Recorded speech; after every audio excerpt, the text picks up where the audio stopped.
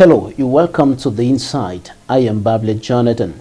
In this edition of the program, we're going to talk about the abduction of the national chairman of the main opposition political party in the Republic of Cameroon, the Social Democratic Front, John Fundi, who was kidnapped by unidentified gunmen at his Ntarikon residence in the northwest regional capital Bamenda on June 28, 2019, and released after several hours in captivity. We also going to talk about the struggle of the Social Democratic Front, notably the MPs, the senators as well in the lower and upper houses of parliament respectively, to ignite a major action from the two parliamentary institutions with regards to efforts to solve the deepening Anglophone crisis and other problems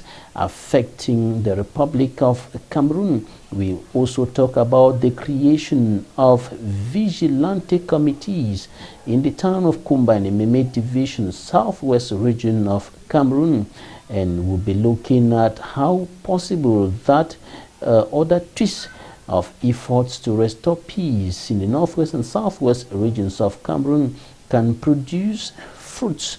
And we'll also be talking about the anti-beer protest that took place recently in Geneva, Switzerland. And of course, we're going to be meeting our guests in some few seconds.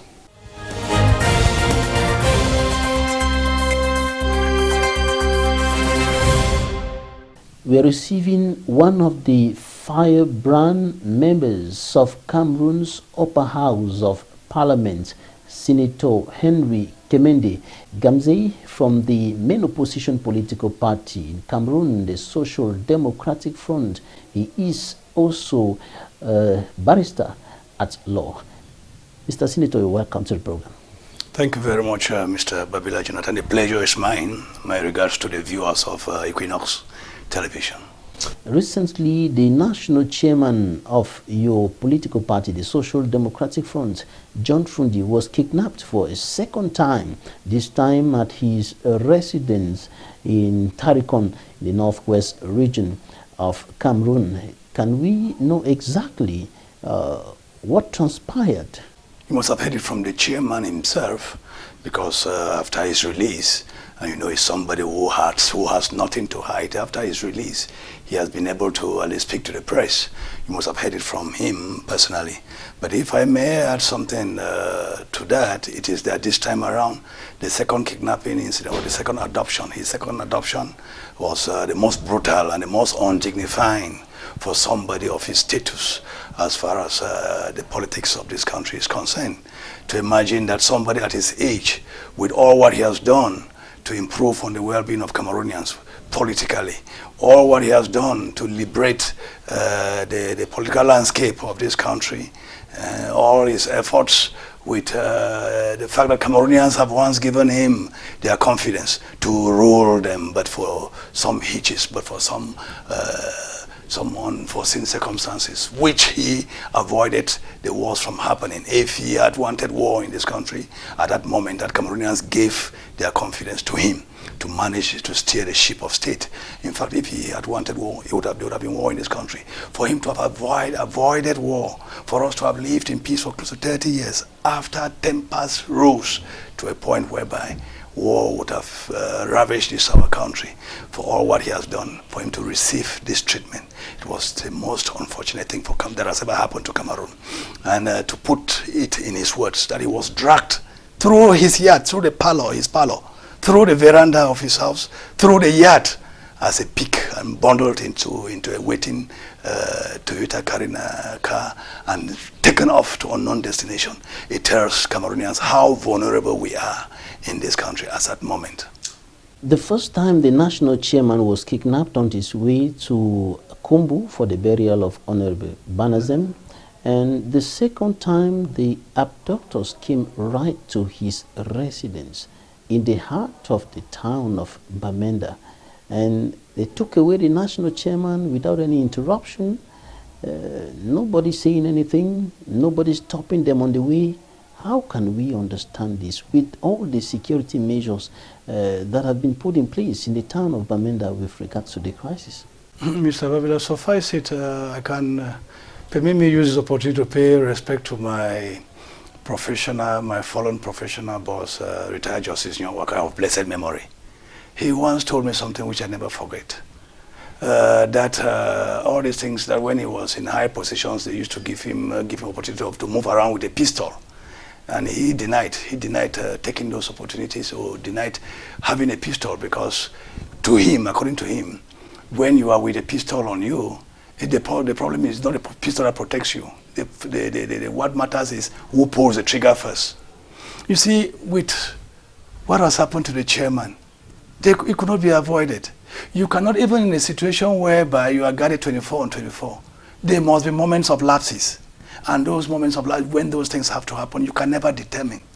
Except we can only be protected at the moment whereby there is a threat, and the threat has been given a particular timeline within which it has to be effected, or it has to be effected. That's the only moment you can prepare yourself against it and avoid it.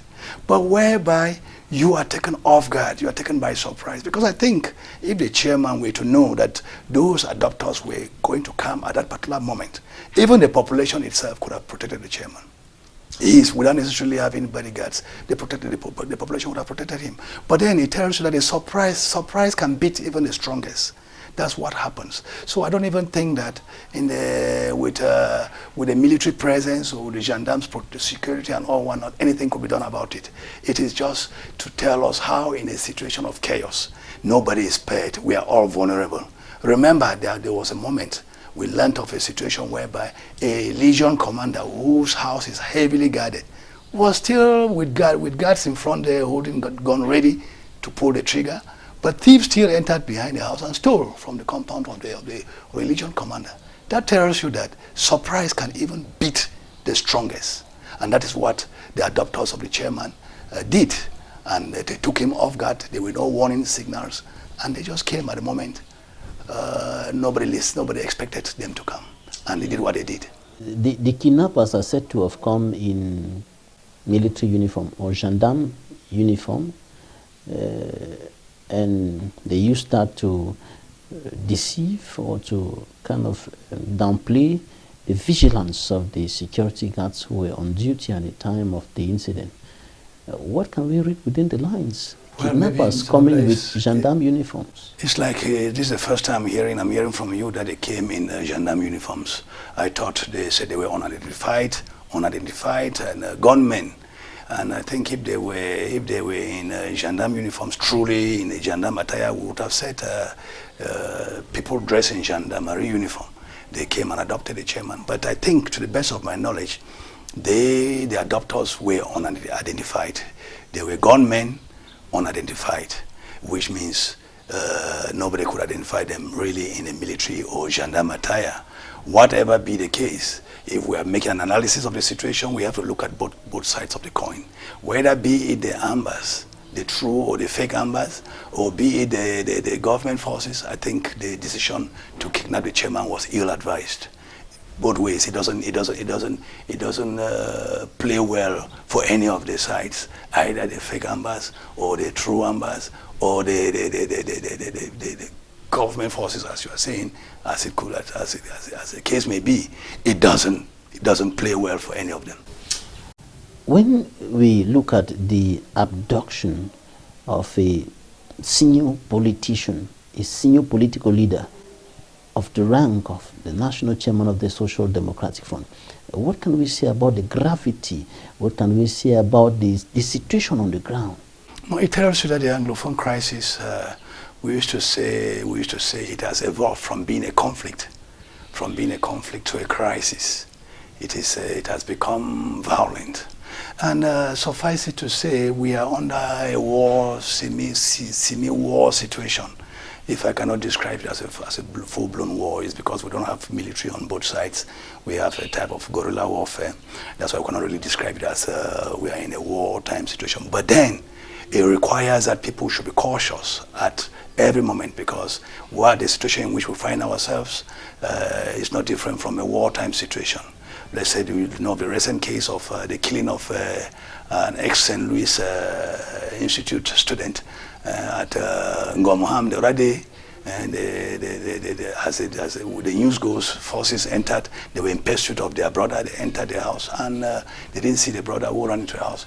And they shot the sisters. One died, and one, I hear, is battling between life and death. You know, that type of situation. And I hear it's as a consequence of the killing of a military man. But you see, it is not allowed. It is just that we don't follow the basic rules, because under war situation, there are still rules to be followed. You see, civilian targets, civilian populated areas should be actually avoided. But you see the situation whereby the military is fighting a blind, or I can say fighting a ghost. But then that demands a lot of caution, because if not, you may destroy the golden hen that lays the golden egg, because the civilian population is what the military is out to protect. The ambas, the true ambas, let me distinguish between the true ambas are out to protect the same civilian population. The military, they are out to protect the same civilian population and their properties. You see, so both they not find themselves in the crossfire. In fact, that is the unfortunate thing. That's why I'm saying that it is actually the two forces, the protagonists. If they are not careful, they will destroy the golden hen that lays a golden egg. Because be it the military forces, this is the population they are out there. Golden hen here is a population that the military is called upon to protect. The Ambas, they are fighting for the betterment of the Southern Cameroonians of yesteryears. And if they are destroying those who are incarnate that particular population they are fighting for, the particular area they are fighting for, call it Ambazonia. If they are jeopardizing the same people who will stand tomorrow to speak on behalf of that territory that they are fighting for, then it means that we are missing our targets at both, from looking at it from both ends. We are missing the target. And with all these, the Yaoundé administration maintains that the situation is under control. It cannot be. That's why we say I think it is high time in our country we try living by honesty. We try living by the truth. In fact, we have propagated falsehood. We have pretended for almost 50 years and above. We have been living a life of pretension in our country. Politics in Cameroonian context could be defined as a situation whereby people live by tricks, people live by deception of the population one way or the other. You see, in the Cameroonian context, but which is not supposed to be so. It has taken us nowhere. So it is high time we start living by the truth. The situation is under no control. The reason why the American delegation just left from here, this congressmen or the Senate people, the Senate congressmen who came here to represent the American government for a fact-finding mission, they could not go to Northwest, and they were told that they cannot guarantee their security. How can the situation be under control? Yet people came for a fact-finding mission, and they were given the one side of the story. They wanted to go and visit the locals and make another side of the story for themselves, and they could not be allowed to go for reasons of insecurity. It means that we are not sure of the situation. The situation is under no control. Is there any intention of hiding facts with regards to the refusal of offering security to the congressmen from the U.S. to go to the Northwest and Southwest to do their facts finding? As a lawyer, Mr. Babila, if you were to ask me as a lawyer, I would say that that is the only interpretation that can be given to such a scenario, because the government received the delegation from the U.S. and gave them their own side of the story. It was left now to get the other side of the story, which is that of the field, the people on the ground, and if possible, some opinion leaders who would have given an opinion maybe contrary to what the position the government holds about the crisis. But then they were deprived of that opportunity of going to visit the ground, or going to ground zero, so to speak. And with that, no any legal personality or anybody learned in the law will say that that is actually he who withholds evidence is presumed that the evidence, if tendered, would have been against him. That is the presumption, that is a cardinal principle of law, that if you are withholding evidence, it could be implied that if released, the evidence will be against you. That's why what can be interpreted out of the situation. Now, the kidnappers of the national chairman are compelling him to call out of the Senate, to call out of the National Assembly, the senators, and the parliamentarians. What do you think about that? The chairman says no, he will never do that. Even if the chairman were to do it, there's no guarantee that he will successfully do so. Because don't forget, once you have been voted and you are in parliament, be you a member of parliament of the law of the National Assembly or a member of parliament of the Senate, you become a senator of the nation and you become a parliamentarian of the nation. Such that even without you, even if your party were to dictate to you what to do and you turn it down, you will remain a senator, you will remain a parliamentarian, and you carry on in the Senate. So which means, I'm not like saying that if the chairman were to give an opinion, were to hold a neck now and decide that we should go out, it will not play in our psychology, or it will not have an impact. But what I'm saying is, there are no guarantees that even if the chairman were to do that, automatically every parliamentarian will leave the parliament. No. We have had situations whereby somebody does not align with the party principles, and he is sent out of the party, but he remains the parliamentarian that he is with all his full rights. So meeting the chairman and compelling him to do that, it is like they don't know actually what to do in the circumstances. They should have, instead, if they are the people, the real ambas who want the chairman to buy their case, what they should have done is, it would have been to convince the chairman to come and convince his parliamentarians to either suspend their participation in the Cameroon House of Parliament, or they do sit down with them, discuss, let them hear their own points of view, and actually do it in a most democratic manner, in a most convincing manner. You don't force somebody to take a decision that would be so fundamental, and when the whole world knows that you are forcing that person to take a decision, that cannot be considered. We know that we consider that under law, in law, as duress. Any decision taken under duress cannot have the force of law.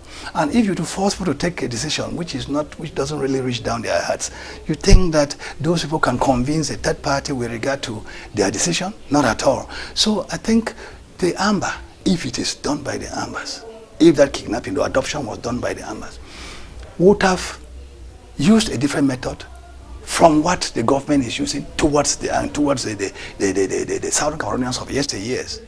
In fact, if you like somebody, you convince that person to live with you.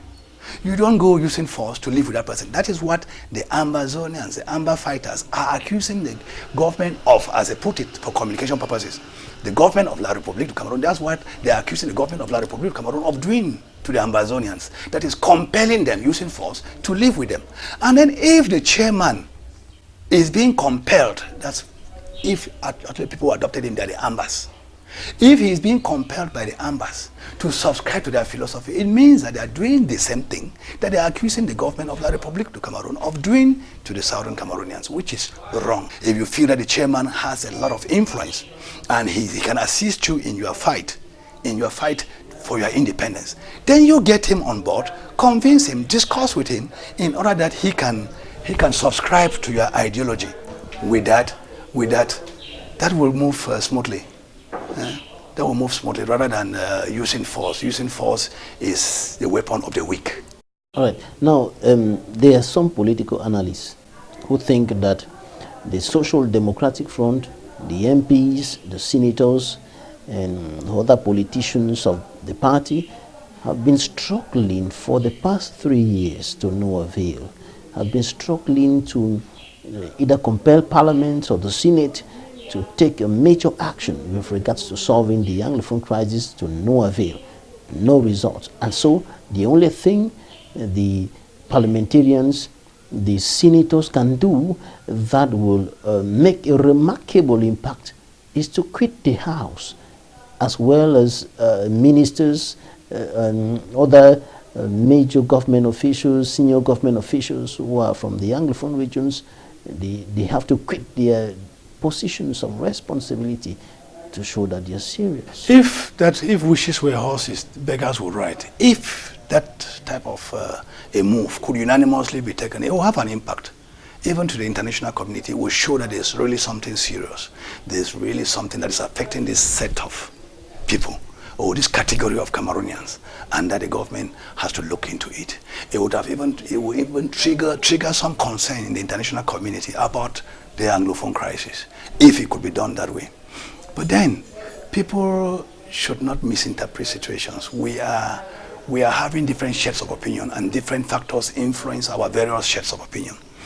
People are fast to think that if we were to move out of the House of Parliament, the way our leaders in the southern Cameroons of yesteryears moved out of the Eastern House of Assembly in Nigeria, that could actually work the miracle, could actually bring the Anglophone crisis to an end. But suffice it to say, I want to distinguish the Nigerian situation, Nigerian scenario with the Cameroonian scenario. In Nigeria, remember, the southern Cameroonians have never been Nigerians. Their constitutional provision has never made them Nigerians. We have never been considered constitutionally in the Nigerian as Nigerians. So why the Constitution made a special provision for us and took into consideration the fact that we were aliens. We were people who have just been administratively, for convenience of the colonial master, been attached to them.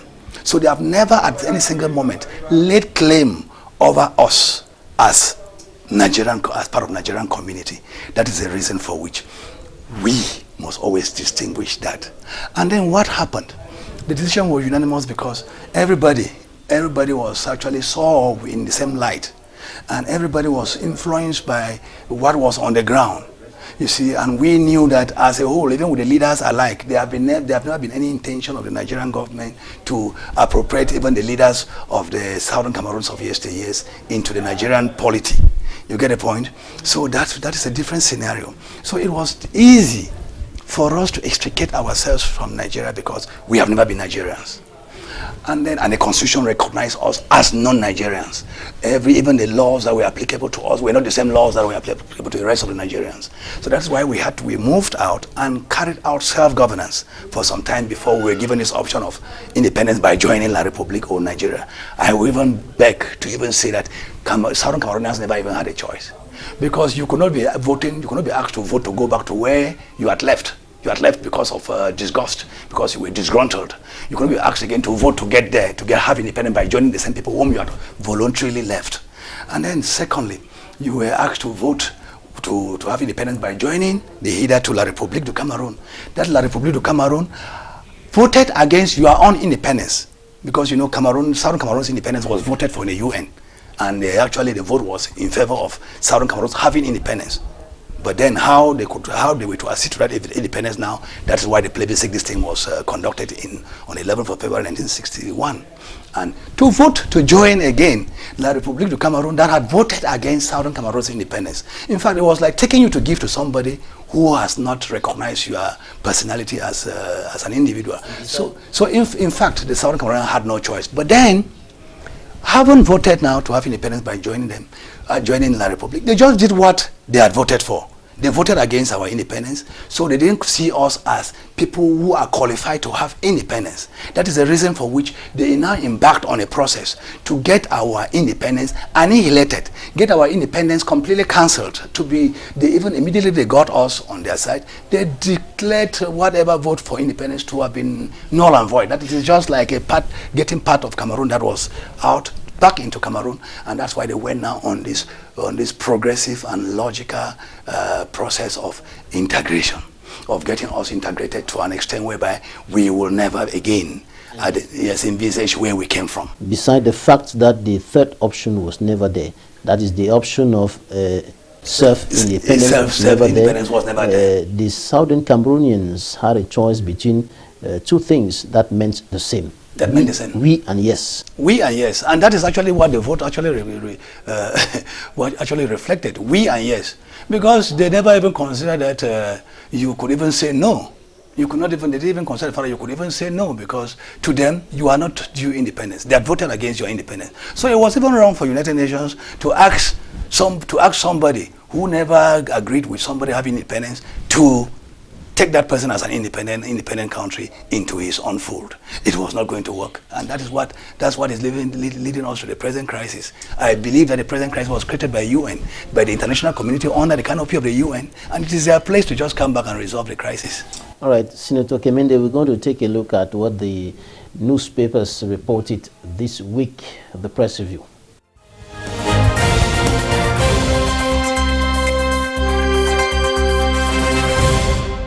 The Post, The Star, News Watch, and the Herald Tribune report the ordeal the national chairman of the Social Democratic Front, John Frundi, went through when he was kidnapped at his residence in Bamenda and while in captivity. The Guardian Post reports that while in captivity and after his release, John Frundi is resisting fresh pressure to order SDF parliamentarians and senators out of parliament. In another edition, the daily newspaper reveals a new campaign for the Anglophone crisis on the United Nations Security Council agenda. And in yet another issue of the Guardian Post, it reports that Nigeria pledged fresh support to end the Anglophone crisis at the Transporter Security Meeting in Yaoundé. Eden and the Sun highlight echoes from Switzerland, including dialogue hopes as the Swiss Federal Department of Foreign Affairs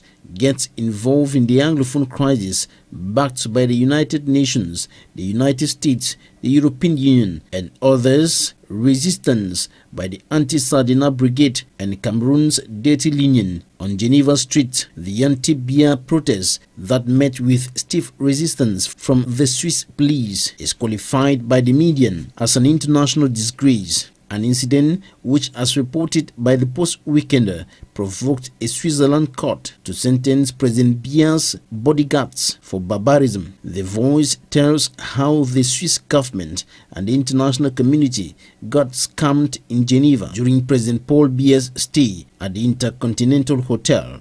The Guardian Post reports that government's move to reform the National Rights Commission has stirred widespread condemnation.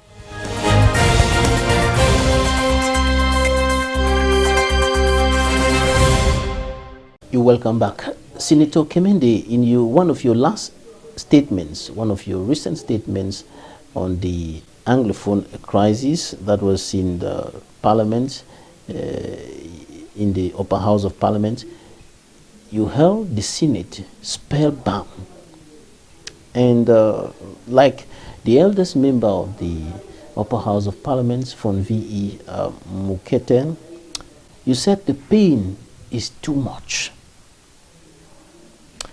for the people of the Northwest and the Southwest regions. And so you simply wondered why the Yaoundé administration has been indifferent. What explains that indifference, according to you? Is that they don't want the issue to be revisited. They don't want history to be revisited. They are logical. It is us who are not understanding. Let me just tell you what, Mr. Babila Jonathan. It is we, the Southern Cameroonians of yesteryears, who are not understanding the system, who find it difficult to understand the system. The system has been going on logically on their path. And their path is that what? That there is no problem. That they have defined that there is no Anglophone problem, or that there is no problem at all. That they have defined a path whereby we have to go in order one day we become so uniform, we become so integrated, that there will be no need to talk about Anglophone, Francophone anymore. That they have changed the definition of Anglophone. Instead of an Anglophone being the historical Southern Cameroonian, because of the fact that they are sending their children to study in English, they have changed the definition of an Anglophone now in Cameroon to mean somebody who has studied in English. That's why you could see somebody say, Francophone say that I have an Anglophone in my house, meaning that he has one of his children who is studying in English, or who is going to Anglophone schools. So that's an Anglophone to him. And then they describe the Northwest and Southwest not as Anglophone regions, or not as English-speaking regions. They say predominantly English-speaking regions. So you see, they don't have it in their mind, in their mindset, that anything historical should be revisited. They don't have in their minds that anything historical should be revisited. And that is why they are not prepared to take the issue to the table. Because they know that they take the issue to the table, we are going to go historical. And once we go historical, we knock it off. We knock them off. So that's why they are not prepared to have history revisited. They want to continue, but unfortunately, they have to continue only by force now. That they want to continue in their logical mindset to get Cameroon become uniform, become so integrated that there will be no distinction tomorrow between who an Anglophone is, who a Francophone is. But then, unfortunately, as history will have it, people will always identify themselves with their origin. People will always be attached to their history, to how they came about. You say that the Yaoundé administration has been indifferent, but some measures have been taken since this crisis started in 2016. Institutions created here and there, government officials, prime ministers, past and present, sent to the northwest to meet the people, and recently there have been a kind of shift from we don't want to discuss anything on the form of the state to we are ready now to discuss everything except secession. You will see, Mr. Babila, what do you make of all this? Without cutting you short, it is like you know that somebody has malaria. Malaria has got many symptoms, headache, body pains, and all whatnot. And instead of you prescribing malaria treatment, which will treat all the symptoms that are portraying themselves, you take headache and you give Doliprane, or you look when you say he's having body pains, you go and give him maybe Valium to sleep and all and not. You are treating symptoms of a disease, of which if you treat the disease itself, all those symptoms will disappear. But what the government is doing, what the government has been doing since 2016, is to deny the existence of the Anglophone problem as perceived by the indigenous Anglophone, or people who call themselves Ambazonians. They don't want to perceive the problem under the mindset, as per the mindset of the Southern Cameroonian, as per the mindset of the present day, or how they are calling themselves, Ambazonians.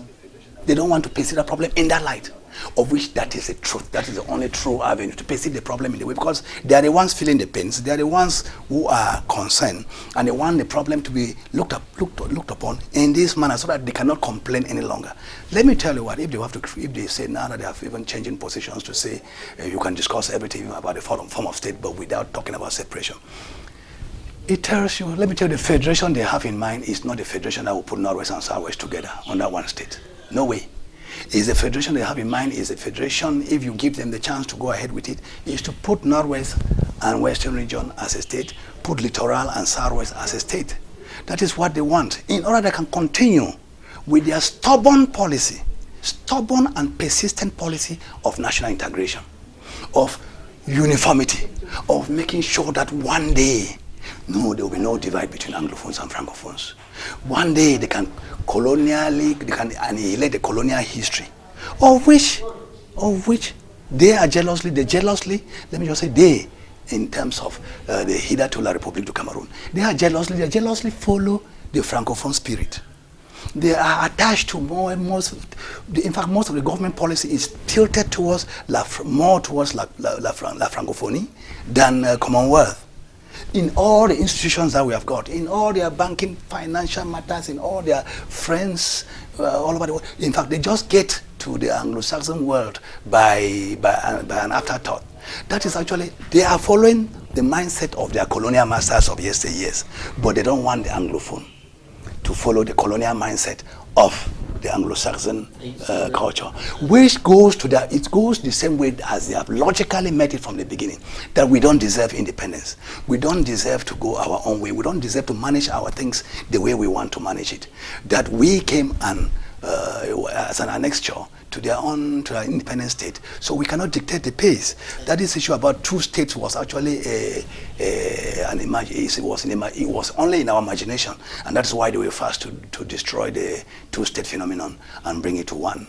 Are you saying that this far government has been administering drugs meant for the treatment of malaria to somebody suffering from hepatitis? That is what has been happening. They have been administering the wrong drug to an ailment which is defined. The illness is defined. The complaints have been since reunification. And the progression in the way towards destroying one aspect of the. In fact, it's wishful thinking that if we could abandon all the colonial mindsets, colonial masters, and their colonialization of Cameroon, and get to something African, that would have been the best scenario. But I'm telling you, all is pretension, because we are working with one mindset. We are working. In one of your outings, you said decentralization, which is the solution to the problem, according to the Yaoundé administration, is a piecemeal solution to the problem. It's a piecemeal solution. I don't know why. I don't know. History has taught me a lot of lessons, but it seems not to have taught the people who govern us much lessons, a lot of lessons. You see, that a people, when they are firm in their desire towards living in a particular lifestyle, there's nothing you can do about it. You can panabit them. Do whatever you would do. You end up accepting the way they want to live their lives. Now there's another new twist coming into efforts to restore normalcy in the two Anglophone regions of Cameroon, the creation of vigilante committees, notably in the town of Kumba in the southwest region of the country. And information at our disposal indicates that they have received support, material and financial support from government. That is corruption, Mr. Babila. In fact, that is just corrupt. They're just corrupting the people whom they have seen corruptible. Can the vigilante committees produce anything? It cannot solve the Anglophone crisis. It could work in the extreme north with regard to Boko Haram. And that is a mistake we are making. We are trying to now blend, because the disarmament committee that I've created is to disarm both the Boko Haram and the Amba fighters. It cannot work. We cannot bundle up. We cannot look at those crises as Cameroonian crises and liken them and look at them as the same. No. No. What can work up there at the Boko Haram in extreme north cannot work with the Anglophone crisis. Boko Haram, we are fighting foreign international criminals or international crime at across our borders. But with the Southern Cameroon's case, or with the Ambazonian case, or the Anglophone crisis, as you want to call it, in fact, we are fighting with people who know us, who have been living with us, and people who are all Cameroonians. You see, up there in the vigilante, because they are prepared, they don't even know who are the Boko Haram people. They come from across the borders, attack and go back into their hiding spots. They don't even know them. They are out to destabilize, and they have their modus operandi, which is to destroy Western education, as we have made to understand. They have a different agenda, which runs contrary to the mindset of the people of those regions in the north, the extreme north. They carry. Their mindset is different from those of the Boko Haram. But down there in the Anglophone, in Kumba, or in Anglophone regions, the mindset of those people fighting, the Amba fighters, and the population, their mindsets are almost the same. They may differ in terms of approach to handling the problems that they have as a common problem. But then the population have sympathy for them. So how do you buy over part of the population that are suffering the same crisis to report their brothers who are fighting the same crisis? You know, they may differ. The fact that they differ in their approaches, that one person may be out to get the problem solved in a peaceful means, and then the other person has taken up arms, of which arms taking was not by their desire. They were pushed to the wall and they took up arms. But then that is what they have taken now as an option. You cannot say, because of the fact that one is taking up arms and the other one is going peacefully, they are at variance. No. That variance to an extent whereby one can kill the other, or one can expose the other to death. No, it cannot be possible. And a vigilante committee member cannot, if he's an indigent, cannot report his brother who is in the bush for him to be killed. Honestly speaking, the government must realize that and stop wasting the taxpayers' money. They must realize that, except they have brought people from elsewhere, from other regions, who are now going to man those vigilante groups. Then they can now report the Amba fighters. But if the vigilante group members are indigenous sons and daughters of the area, and then the people who are fighting in the bushes, they are sons and daughters of the same area, with whom they speak and understand easily, there is no way by which one can report the other. They are just trying to corrupt a handful of people or to encourage people to come towards their side by corruption rather than trying to change the mindset, trying to solve the problem and change the mindset of the people fighting. Let's come back to what has been qualified as an emotional outburst of Senator KEMENDE in March this year in the upper house of Parliament. That falls within the context of efforts of the Social Democratic Front, both in the lower and the upper houses of Parliament, to ignite a major action that will start solving the Anglophone crisis from the Parliament. You were somehow rebuked by some of your colleagues, notably those who came were from the ruling CPDM political party. How can we understand that? Why will your colleagues attempt to stop you because of what you were saying concerning the Anglophone crisis? In fact, the minister who came later on and attempted an answer to my questions, I can say he is more mature. The Minister of Mines, Industry and Technological Development, who came after that, after my intervention, to attempt an answer to my questions. I doff my hat to that minister. He is more responsible, he is more composed, he is more liberal, he is more democratic than some of my senator colleagues. You see, because it is hard to imagine, even if we are in a parliamentary democracy, it is hard to imagine that somebody who has been put in an office to represent the people should stop another person from bringing out the problems of his people, from exposing, talking about the crisis that is affecting his people. The utmost he could have done was just to listen and maybe ask to take the floor and reply or give his own opinion, and then by so doing we'll be discussing the crisis. And that is what it means by living together. Because you would not say that because the toe is a very small part of the body, when it's paining, the entire body cannot feel the pain. It is not true. In fact, my colleagues who tried to interrupt, who interrupted me on the floor, could have listened to say, what? Is that what is happening? We have not known about the truth. This is a senator telling us the truth on the floor. Because I was not saying things that were hearsay. I was saying things that I have lived and things that I have evidence to back them up. A senator and a lawyer does not speak in the air. I was saying things that I could adduce evidence to substantiate. So for a senator to have left his seat, even if he was asked by the president, I don't know whether he has become the Otley of the house, or he has become one of the persons who is called upon to maintain discipline in the house, to have left his seat where he's representing his people of the East region, in the Cameroonian nation from the East region, in particular, Cameroonians from the East region, to come and obstruct another person representing Cameroonians of the Northwest region represent Cameroonians of the Northwest region from expounding on what the plight of his people. And it was actually obnoxious. It was actually a behavior which was corrected by the minister anyway. The minister came and even attempted an answer to that situation, which was not even a question. It was an observation I was making. He came and attempted an answer to it with a very cold head, which means he taught the senators who disrupted me a lesson of their lives, that I am more qualified to be a senator, to be a parliamentarian than some of you. That was unfortunate. After that, this session, I wrote a petition to the president, petitioning that conduct of my colleagues who disturbed me who interrupted my speech. Yes. I'm waiting for a response to it, without which I will not end it here. I will take it further to places where Cameroon holds its head high as a country that practices parliamentary democracy. I will bring it to their knowledge that we don't practice parliamentary democracy in Cameroon.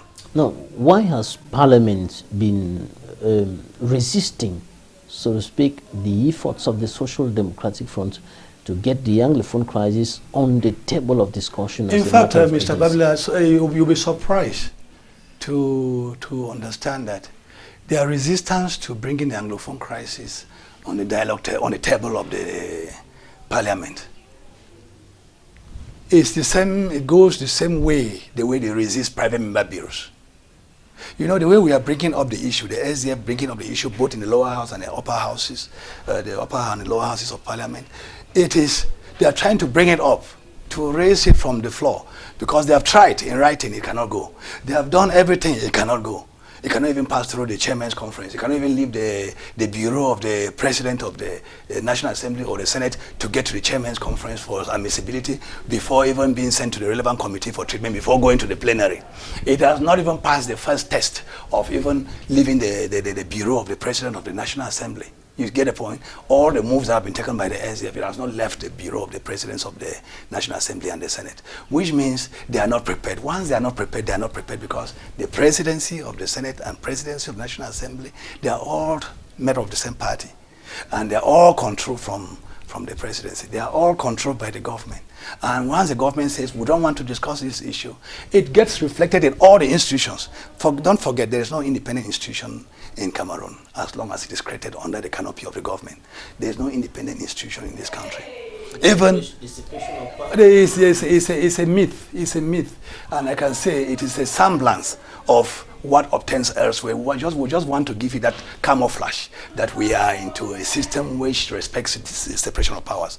But honestly speaking, we don't have separation of powers. You saw how our president of the National Assembly and the president of the Senate reacted to what came from the European Parliament. What came from there was as a resolution after a debate and votes were, and a passing of a resolution through votes. But what happened? Our presidents of the Senate and president of the National Assembly, they did but what is official administrative write-up to react to the European issue, instead of convening an extraordinary session for us to discuss the issue and come out with a resolution, even though the resolution would have still gone the same way. But at least they would have shown to the world that at least we are also a democracy. We are also people who practice parliamentary democracy. But they decided to reply to it by a write-up, administrative write-up from the offices of the presidents, which was actually an aberration. It stunned me. That's why we dissociated ourselves with that way of behaving, that way of behavior. That behavioral pattern. You get the point? We were against it. And we have done it, so we have tried to get it introduced to no avail. Until the day that the government wants to introduce, that's when it will go through. So we have, all what we have been doing, we have been trying to break the rules. If you see me take the floor, and if you saw me took the floor and mention the crisis and spoke the way I spoke before I was interrupted. If you saw Honorable Weber took the floor in the lower house and spoke the way he did along the line, it is in breach of the internal rules and regulations of the both houses, or what they call standing orders of the both houses. Because under the standing orders, under the normal state of affairs, nothing will be introduced on the floor. Unlike under parliamentary democracy that we have heard that a war has been declared in parliament. When you hear of the War of Jenkins' Ears, English War of Jenkins' Ears, it was declared in parliament and the Queen only had to sign that war. When Jenkins, a seaman, brought his ear from the high seas, having been slashed by a Spaniard and a fisherman, and as a result of that, he presented in the parliament and explained his story at the rostrum of the parliament. The parliament was sitting. Immediately, a resolution was voted, and war was declared on Spain. If I'm not mistaken, I think Spain. War was declared on Spain, and the Queen only had to sign the war. That's what we call parliamentary democracy. But in our situation, we are on a presidentialist system, and that is the system that is against the people. Even though they will tell us that it works for the people, but it's a system that actually does not allow it. The president is all and all. And once even though officially Cameroon is under the presidential system, but out of the official channel, you're indicating that it's rather the presidentialist system, yes, where everything is focused on one person. To what extent can Parliament go in trying to bring solutions to the Anglophone crisis? To what extent should Parliament go? Only by doing it the way we have been doing and raising concern with regard to the Cameroonian people. I think we are only triggering a constitutional amendment of our country in a constitutional amendment in our country one day, whereby we can depart from this presidentialist system and adopt a parliamentary system, whereby we can hear live debates on the floor over topical issues, not that of a president going to sit over a cabinet cabinet session or a cabinet meeting and dictating, and everybody follows on it, speaks only his mindset. No, a president is not a mini god. A president is not a mini god. A president needs to be guided, but that's what the parliament is there for. But instead of guiding him, people like to speak his mind so that they can win the goodies. They can have the favors that go with speaking the president's mind. With the famous statement of in accordance with high instructions. High instructions. Even the Prime Minister says, come to see the people. He said, I've been sent by the head of state. Can you not come on your own? Must you come under instructions by the head of state? Can't you? You have been put, a Prime Minister is supposed to work in line with the people, with the aspirations of the people. Can't he visit the people without being instructed? Was he only waiting to be instructed? So you see, everybody, even the closest, the people whom you think they have powers on their own, they all align the power according to the head of state. If the head of state once made a speech which brings out something, people make sure that they align themselves to that head of state speech, right, which is not proper. Parliamentarians of the Social Democratic Front and some of the Cameroon Democratic Union stormed out of or moved out of Parliament in rejection to a human rights related bill. What's the problem with that bill? It was my colleagues of the lower house of the National Assembly. They moved out of the hemicycle as a result of the introduction of the bill creating a new human rights outfit instead of amending the one that was existing. There is a bill which has already been adopted in both houses, creating a new human rights outfit under the guise of aligning it with the Paris principles, which were adopted since 1993, and before the creation of a new human rights the existing National Commission on Human Rights and Freedoms, the Paris principles were there. That was 1993 that it was adopted. And then by the time the National Commission on Human Rights and Freedoms was created in 2004, the Paris principles were already there for more than 10 years. So why did they not align themselves with the Paris principles at the time of the creation of the National Commission on Human Rights? So now we find ourselves with a bill creating a new human rights outfit entirely, and they said it is to match in line with the Paris principles of 1993. Another human rights commission called the Cameroon Human Rights Commission. They have changed the nomenclature to now be the Cameroon Human Rights Commission.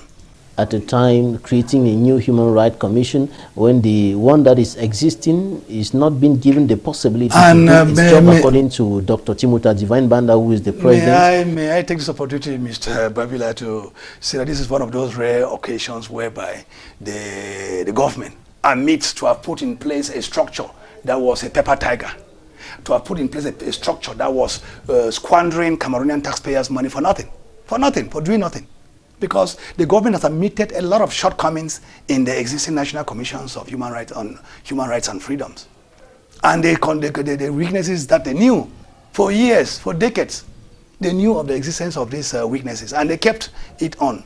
And we were talking about the Human Rights Commission being, or the National Commission on Human Rights and Freedom being a small screen, or being a paper tiger, or being a dog without teeth. That cannot bite, and they never listen to it. And we have spoken like that with regard to other structures in this country. They are not listening to it. Why would Cameroonians not be suspicious? Why will my colleagues of the lower house not be suspicious of a bill that admits that the existing National Commission on Human Rights and Freedoms have been so docile, have been so weak that it was not didn't warrant his existence, and then suddenly they get up and they want to remedy all those shortcomings. That's why we have everything to suspect, and we even raise very many issues about even the new structure they want to create, the Cameroon Human Rights Commission. That it is being created is giving him power, or giving it power with one hand and seizing it with the other. Because they have said where they check on human rights most is where human rights are violated most is the detention centers. Police cells, gendarmerie cells, prisons, and in other many detention camps. That's where human rights are abused. And then for the commission to visit those cells, they have to sought permission of the person in control of those establishments, and until they can even refuse them the permission to visit the areas. And that is why the president of the present National Commission on Human Rights and Freedoms, Dr. Timothy Divine Banda, has been attributing the flaws, the weaknesses, the failures of the commission on the administration, which he sees has been constantly blocking them from doing their work, stopping them from visiting, and even with without cutting you short, other detainees and so on, the detainees of the Anglophone crisis. Without cutting you short, the new outfit named Cameroon Human Rights Commission is still going to have the same handicap. if they cannot freely visit, if they cannot visit cells impromptu, and that is what it is meant to, because the Human Rights Commission is supposed to be the police of the police. That is, it's supposed to police these detention camps, supposed to police the gendarmes, police the police, police the prisons, to see into it that they respect the detained people under standardized human rights conditions. But then they cannot, as per Article 11 of this particular bill, they cannot visit those places if for one reason or the other, the person in control of those cells says that you cannot visit me today. I will prepare a day and call you to visit me because of one reason or other. They say they give the reasons. The reasons are many. You talk of serious and overriding grounds relating to national defense, safety, security, and public order. This phrase again, public order. And then serious disturbances in the places to be visited. Who determines the question now to ask? That's the question I asked the minister delegate in charge of the Ministry of Justice. I asked him, who is the person to determine all this, the existence of all these obstructing factors that warrant the Commission on Human Rights not to visit the cells? Who determines them? It is the head of that establishment. If it is a brigade, it is the brigade commander who determines. If it is the police, it's the police commissioner who determines. If it's a prison, it's the prison administrator who determines whether visiting them will bring about serious disturbances, whether it will disturb public order. You see, and those are the people that the Human Rights Commission is supposed to check. So it is like allowing them to be party and judge to their own case. All right, Senator Kemende, we're going to take some interviews now, and we'll be right back in some few minutes.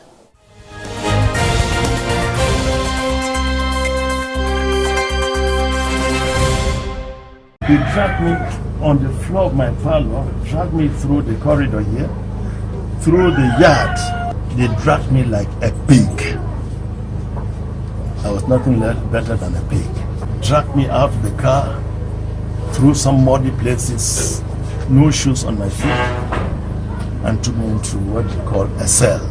They said, you want you to declare, they brought the cameras, to declare on a camera now that you get your people out of Parliament, out of Senate, and out of Council in the next 24 hours. You have to say it here and now for us. I said, sir, you don't hold me at gunpoint to make such statements. You cannot do it. Sorry. We're afraid, we're panicking, crying, begging for help. Students were already on the floor, fainted, some were crying, some were praying. Since from the day we ran away from school writing a GC, I've never seen one of my friends. I've been hearing news, some terrible, horrible things. And some are there in the bushes, they don't have where to go to. The pain is too much. We are really begging for the government to intervene, please. They have established a real economy thriving on crime. They loot, rape, dismember teachers who refuse to obey their injunctions to no longer teach. They brutalize, kill students, and also kidnap them. They burn hospitals along with patients, destroy economic infrastructures. We want to make sure that humanitarian aid is able to get through to the affected areas and that there is complete access. I thought we had a very fruitful conversation, and we look forward to seeing things develop in this country in a peaceful manner. Our two countries need to be more vigilant and proactive, because the above-mentioned security challenges require regular consultations. These threats take the following forms: secessionist tendencies, illegal exploitation of natural resources, conflicts between border communities, highway robbery, drug and human trafficking, illicit trafficking of firearms, agro-pastoral conflicts, etc. We will therefore continue to support the commitment of the Republic of Cameroon to strengthen stability along our common borders with a view to establishing effective monitoring and response mechanisms. We will continue to monitor the activities in southeastern Cameroon and encourage the Cameroonian authorities to continue to engage all aggrieved parties in a constructive manner to de-escalate tensions in the Anglophone regions. to modernize our administration, we need to speak the same language. We need to look at the same direction.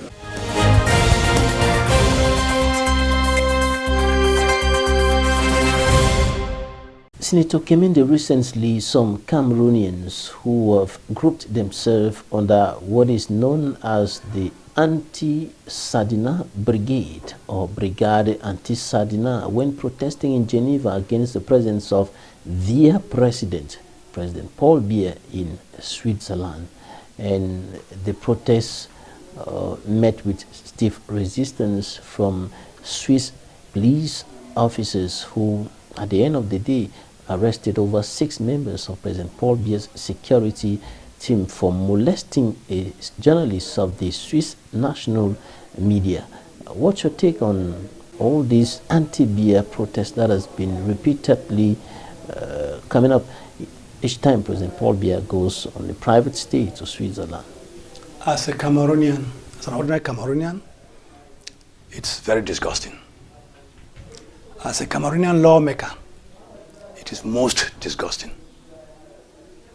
that my country, the person who incarnates my country at the international scene, that is the head of state, should be treated in a manner in which our head of state was treated. It is very disgusting.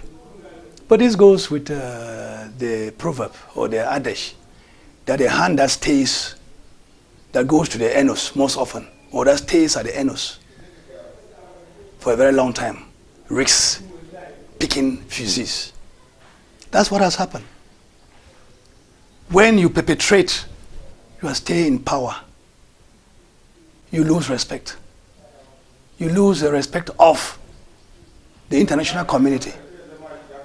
And the worst of it is that you lose respect of your own people who are supposed to protect you and give you the due respect that you deserve. It is unfortunate that this is happening just less than a year after the presidential mandate was renewed. It makes it most disgusting. It makes you question whether he actually enjoyed that universal suffrage of the Cameroonian people. It is so disheartening. And to imagine that Cameroonians voted him overwhelmingly, both within and out of the country, it puts to question whether actually he was voted by those Cameroonians of the diaspora. Something that is happening because at home people are not free to talk. Yes, at home. It is because of the fact that the people outside there, so they can if I may say something, is that the people outside have discovered that the people at home cannot speak. So they are like, they have appointed themselves to be the mouthpiece of Cameroonians back home. They have discovered that they cannot even manifest. If you take into consideration the percentage by which the head of state won his elections, by 70-something% as against 15% or so, or 14-point-something%, the runner-up, you find out where you ask yourself whether is the head of state supposed to be afraid of any public manifestation or any street demonstration, because the population in the overwhelming majority voted him. So why should the same population again in the overwhelming majority stand out to demonstrate against him? And if it cannot be that population, then it means that it's a handful, less than 15%, that are out to manifest publicly against his government. And if it is only 15%, what is remaining? 85%. Why should he be so bothered about it as to go about stopping public demonstrations, which is a fundamental human right enshrined in our constitution and the other charters that we have signed? So, in fact, what happened abroad is disgusting, but then the lesson to be drawn from it is what is most important. I pray the government in power, I pray and I wish they draw a lot of lesson from what has transpired abroad. That when you cannot press a people, when you press a people so much, they will go out and do what you had them to do inside. And when they do it out, it will become a hyena that has overgrown, as I mentioned, it will become a hyena that has overgrown the trouser, and there will be no way for you to hide it. That is what is happening abroad. The dirty lenience of the nation being washed washing outside. the dirty lenience of the public, of the nation, in public, in the international scene, and that is because of the fact that back home, individual rights are prohibited. Senator Kemende Henry Gamzi of the Social Democratic Front, thanks for accepting to be our guest in this edition of the program. The pleasure has been mine, Mr. Babila. Thank you very much. Thanks, ladies and gentlemen, for staying with us. That's it for this edition of The Inside.